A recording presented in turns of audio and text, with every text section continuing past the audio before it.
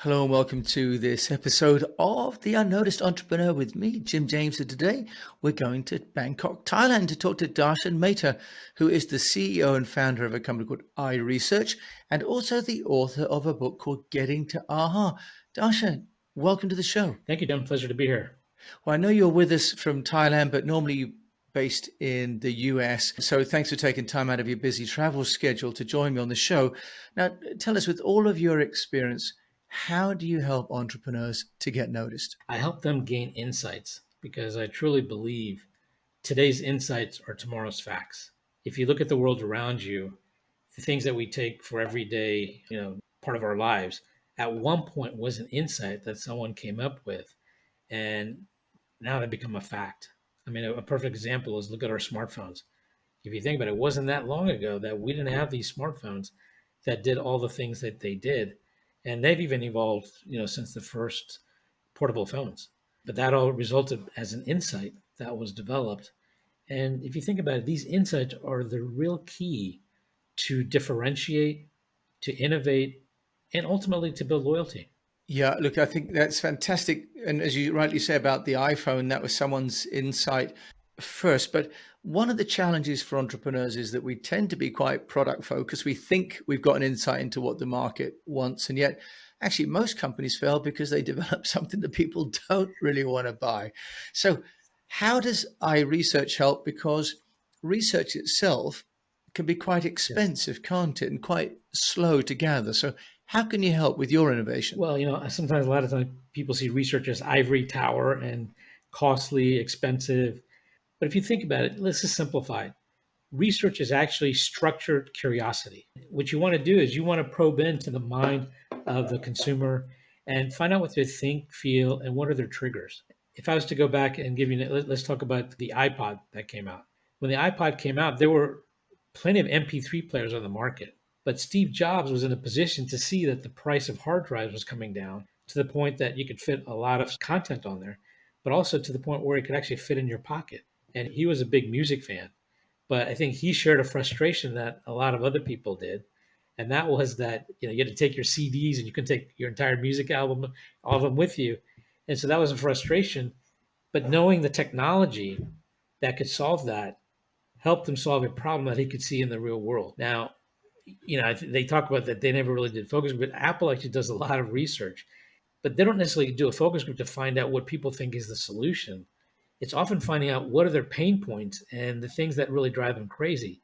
It's really up to you as the person who knows your industry and the products to come up with a solution. So I think sometimes research gets a bad rap because it's like customers aren't going to tell you to build a faster car, better, more horses, whatever, but they will truly tell you their problems, and that's something you should really believe in and trust. But that's where you Yeah. come in with the insights from your industry or your product knowledge and say, I think I can solve that pain point. Yeah, I think it's a really great insight that research isn't looking for the answer to the problem, it's identifying the problem, right? That's actually a really critical difference, I think, in the way to look at research.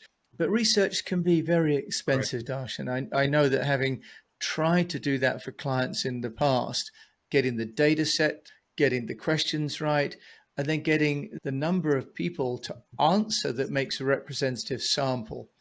What's been your solution to that with Sure. iResearch? So there's two methodologies when it comes to research. One is quantitative and the other is qualitative.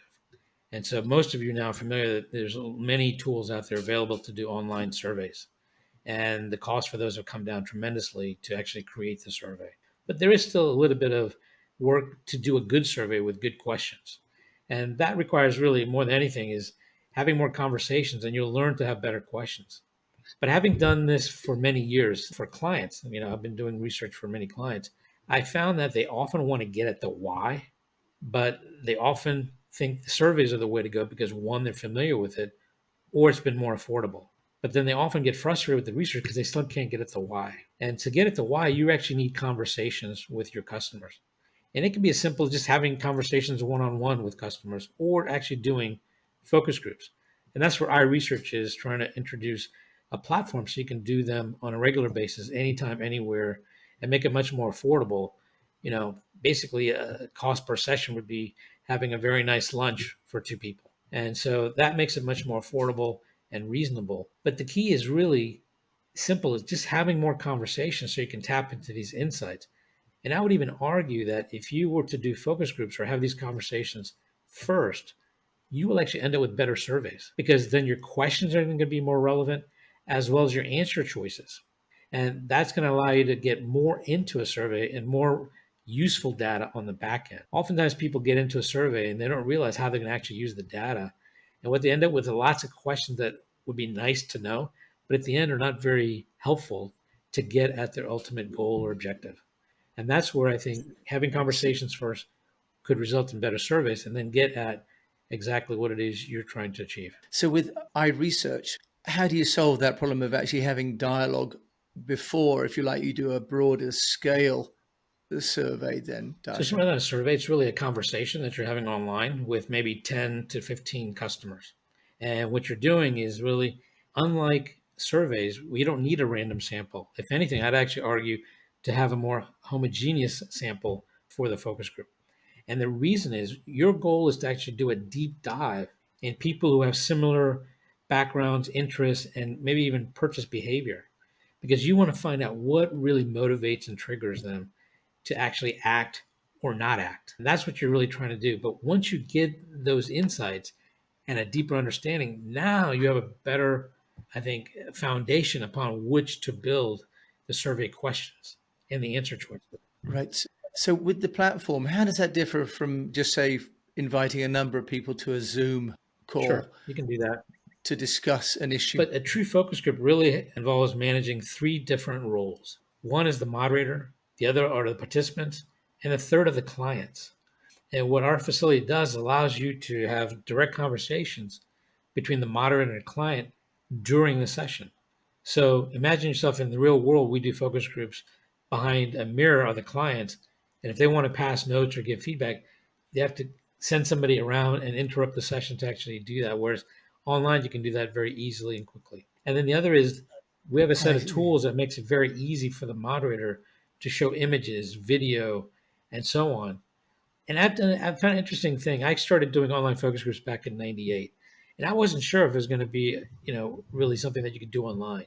And I've tried, from audio to telephone to video and everything, but I've actually come around to really appreciating like chat-based focus groups. And I'll tell you why. Because right now, only one of us can talk at a time. But imagine having 10, 12, 15 people. And when you pose a question, there's always someone who's going to be more talkative or more willing to come out with an opinion out of the gate faster. But often you don't hear from the other people as much. But with a chat base, when you pose a question, I found a couple interesting things. One, you hear from everybody, but then they can still react to what others are saying. So as a result, you end up with a much deeper, more richer transcript in the end. And I also found an interesting dynamic is that when people have to answer questions in writing, there's just an extra step of thinking and articulating that really comes through. And again, we tell people don't worry about your grammar, having perfect, English, or as long as we can understand what you're saying. But I still find that extra step of articulating and, you know, writing it down, you actually get some more deeper insights as a result of that. I will ask you because you're in Thailand today, having spent 25 years myself in Asia, language can be a barrier too, especially if maybe the moderator is not a native speaker in the local language. Is your platform iResearch multilingual? How are you covering off what is just a structural issue in a group Well, session? you can do it in any language, but you would need to have a native speaking moderator that can do that. But there's many people nowadays that are multilingual. So let's just say, for example, you were happen to be in the U.S. and you wanted to do research in China and you spoke Chinese. You could do that focus group from the US in Chinese with an audience in China. And that's quite different than, trying to do it in person, because you'd have to go there, fly there, all the expense and cost. And if you really think about it, a lot of times in focus groups, I know you're from the world of PR, so I know you're familiar with focus groups, Jim. A lot of the costs related to that type of research really went into structural costs, logistics, videotaping, transcription, all these things that were not related directly to the research, but necessary. And so with the online, you eliminate a lot of those costs from travel to transcripts, and it just really makes it much more affordable. And as a result, I think if focus groups become more affordable as surveys have, The two really complement each other. And that's what's going to help entrepreneurs get to better product market fit sooner, faster, and more affordably, but then also continue those methodologies and conversations to continue to differentiate and innovate. You know, you've raised so many big issues there, Darshan. I do want to ask you one final question about your platform. Do users need to bring their own audience, or do you have people available and you can help bring them? Because that's sometimes the other problem in a focus group is getting the audience, isn't it, to take part? Well, you're still going to have to do recruiting. I mean, we don't really offer that. And the reason is because there's so many different audiences that people are looking for. It would be hard to just offer all that, and especially on a platform that can be used internationally. But the good news is there are companies out there that will get you sample. There are survey tools out there that also get you sample. But nowadays with social media, you can build a list or compile users of your product or similar products pretty easily and pretty quickly. Okay, yeah, that's wonderful. That, as you say, then that people focus on their core competence. Now, Darshan, you've also written a book, Getting to AHA. Let's talk about that because you've got your own business, but also you're a thought leader in this area too. So, what's the premise of Getting to Well, AHA? it's interesting because I've been doing market research for quite some time in brand advertising work. And I find there's lots of consistent things that are happening. And oftentimes the clients just weren't having enough conversations with their customers. And I find that, there's insights laying all around us. And if you're able to really have these conversations, you can tap into tremendous insights. And those are the insights that really help you innovate. Because nowadays you're no longer competing with the person next to you or down the street or in the next state. You're often competing with someone around the world. And so the way to really, I think, excel is to gain insights that help you differentiate. So then the question is, how do you gain those insights? And that's where those conversations really come into play. And I think the more conversations people have, the more they'll be able to better understand at a deeper level what their customers want or don't want. So, having more conversations, that's great. In the book, are you helping people to understand how they can get those conversations then, Darshan? Yeah, I actually really tried to have the book is really having a conversation as well with the reader. So I try to make it very conversational, but also give lots of examples of how companies have succeeded and failed by having these conversations and getting these insights. Because if you think about it, we're all, as a business owner or entrepreneur, looking for ways to make a difference and to stand out because there's lots of competition. And the good news is there's so many ways to stand out now. It's not just having an innovative product, it can be sometimes the experience. One of the examples I talk in my book are shavers for men, right? So Gillette has been the market leader for many, many years in the shaving business. And their innovation was to come from one blade, two blades, three blades, five blades. And that was an innovation. But what they neglected to realize is as that increased, the number of blades, the cost for those cartridges increased to the point where they were locked behind a cabinet and you had to get the store clerk to go do it. And so that took away from the experience. So here comes an upstart and basically Yes. changes the experience and learned to innovate and took away the market share. Yeah, absolutely. And the price point as well, the So, price point of those razors that's got just, there's insane. lots of different ways to innovate. It's not just the product. A lot of times, because I think nowadays people are no longer just buying products, they're buying experiences. And there's so many ways to differentiate from the product to the experience that entrepreneurs and companies can really have an advantage. So when you say people are marketing to the experience, how can a conversation with your customers lead to an insight that would help you to create an experience and differentiate Sure. yourself? Can you give us an example of that? You've mentioned Gillette, but they were kind of not having a I'll give you an conversation, example weren't they? of a retailer that basically was a children's retail clothing, and they were looking for ways to improve their sales. And so after the focus group or during the focus, we realized that a lot of the women that came to shop at the store, their morning routine was to go drop off their kids, and then they'd go to the nearby bagel shop. But the store didn't open until 10. But they were done at the bagel shop around 9, 9:15, but they didn't want to wait another 45 minutes. And so as a result of the focus, they started opening at 9:30. And within a week, How they more interesting. than increased their sales to pay for all the research and more. And it was just a simple conversation that they had. And they realized that basically, what are the pain points and what is their lifestyle? What do they do?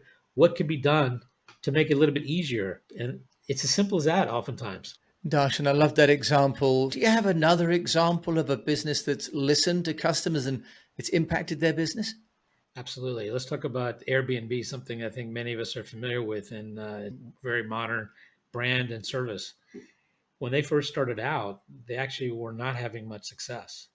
And they started out in Texas, they'd gone to California, but they're having some success. They saw traction in New York. And so they were told, don't sit here in a conference room trying to figure this out. Go to New York, talk to your customers. And so they did. And one of the things they found out in the first series of conversations they had is that a lot of these people didn't know how to take good pictures of their properties and of their homes. And so they actually helped them and took better pictures, better lighting. Within a week, their sales doubled. Yeah, And amazing. so that was a huge insight that they got, but it made a tremendous difference.